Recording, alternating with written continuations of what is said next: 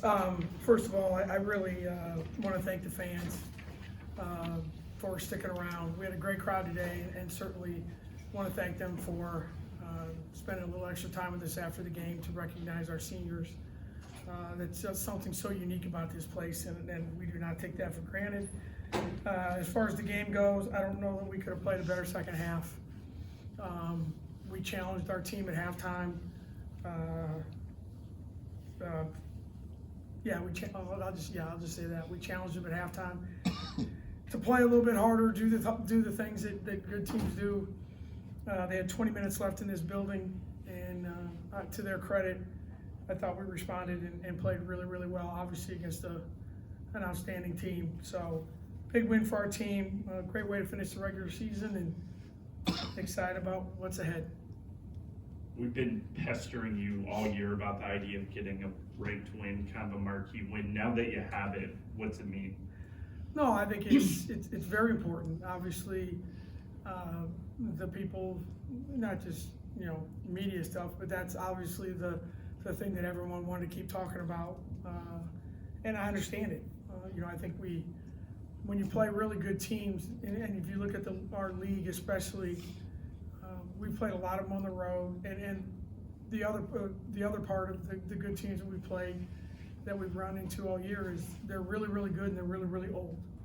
And we needed to do that, and hopefully now it's something. And it wasn't that our players didn't believe they could, but they haven't done it, and it's a very fair commentary on our team. And as a coach, as a player, as a person, you're always trying to get rid of things that people bug you about. So we got rid of one today. Do you feel like this should be, I know you're gonna say that's not your decision, but do you feel like this should be enough to get you into the tournament? I hope so. I would say if we're not, then yes, I guess I'll say yes. I mean, all the numbers and whatever, we play in a great league. I think Arizona's coming on strong. So I think you look across the landscape of college basketball, and it's very fashionable with all the talking heads to celebrate certain leagues and not others, which I find almost offensive. And I think what the Big 12 has done, and if you look at the way our league has performed in the TCUs and the Baylors and the Kansas States and the West Virginias and the Utahs, for some reason, if you don't have certain letters in front of your league, they don't take you as seriously. I don't understand that, but that's the world we live in. But I would say that 21-10, 12-6 in this league, no bad losses, a quality win today. I mean, like I said, that's not my decision, but I think that there should be no doubt now. But like I said, I'm not the person that makes that decision. What type of impact did Audie have there in the third quarter? Yeah, I mean, they had no answer for her. A lot of teams don't, but I think they do a really good job of pressuring us full court, and I think we handled it much better today than we did down there. And I think the idea is like that you just pressure us where you take us out of our offense where you can't advance the ball, you can't run your stuff to get Audie the ball. And I thought in the second half, our ball handling was a lot better. We turned the ball over too many times, but that's a good defensive team. But we did a really good job of making sure that our angles were better, our timing was better. I thought Audie worked as hard, if not harder, than she has in a long time to really establish position. And when you get 22 assists, most of them are going to her. So another great day for her.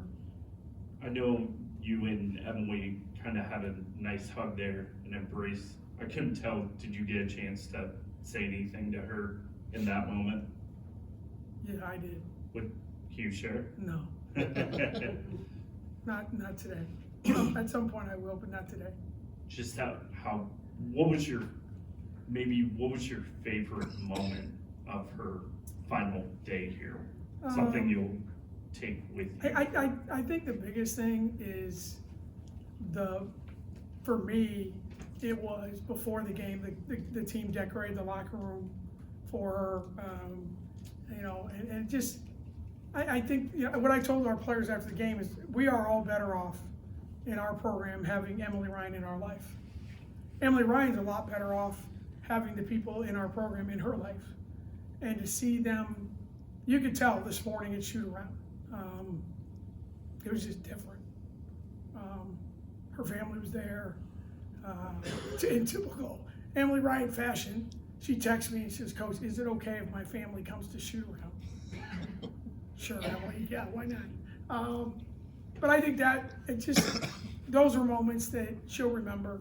And obviously, beating a good team, she knows what we were up against, and beating a good team from her home state, and all those good things. It's there's a lot of special moments. But for me, the way her teammates, from the moment she walked in the building today until the moment she walked out, it was all about her. How'd they decorate it? It was, there's balloons, streamers. They decorated her locker. It looked like a 16-year-old birthday party kind of stuff. But it was really cool. And, those are things that you don't do unless you really care about someone. And I think the uniqueness of Emily is that she cares about others just as much, if not more. So that, to me, was just another sign of the special young people we have on our team. Bill, sticking with Emily a little bit, how fitting is it on a senior night in which she once again falls a few rebounds short of a triple-double, plays the way she plays, team plays the way it does it, she, I guess, gets bloodied and has to wear a different number jersey for a quarter and a half, however it was. Yeah, I know. I think probably it's, this doesn't happen in sport enough, but that's the beauty of sports, is this is the kind of day that if you walked, if you wrote a story like this is how Emily Ryan's career at Hilton should end, you wrote exactly what happened today. And that never happens. She played well. The crowd was into the game. Her team played well. We beat a really good team. It was just, if you would have written this story before the game, people would be like, well, that's really nice, but it's not going to happen. And it did. And I thought the second half, it was just one play after another. And, she was the one that dictated the flow of the game. And from a team perspective, I asked both her and Addie about this, but what does it say about the toughness factor your team has now? The highest scoring team in the league, best shooting team in the league, yielded 33%, 18 below their average, and out-rebound a good rebounding team by 16. Yeah, and that was one of the things, Rob, that we talked to our team about leading up to the game. Sometimes when you have really nice kids, you don't get credit for having a little toughness to you. And we talked a lot about embracing that and being tougher and more committed. And, the term we use a lot is embrace the hard stuff. And, we talked about it a lot in practice. We talked about it. That was the only message at halftime. And, they just, they didn't back down. And we just kept competing and got stops when we needed to and kept scoring. And, to outscore a team like that 50-29 in the second half, that takes a lot of really good things. And it'd be hard to point to too many bad things in the second half. With the balloons in the locker room and just a little bit of a different feel at shoot around, what did it take for the team to kind of mentally be in this one and play as well as they did? I think our team has a really good ability for as young as they are, really, that they can process it that way. They know, they knew what the situation was on senior day, and they really have done a really good job all year of when it's time to practice, time to play, time to play. When it's time to be goofy and have fun, it's time to be goofy and have fun. At times I get a little crazy about it because sometimes I don't know that we're ready, but this group seems to be able to do it. And I think the balance of them being a lot of them on the more loose, relaxed side, and Emily being so hyper-focused. It's a unique combination that has turned out to be really good for our team.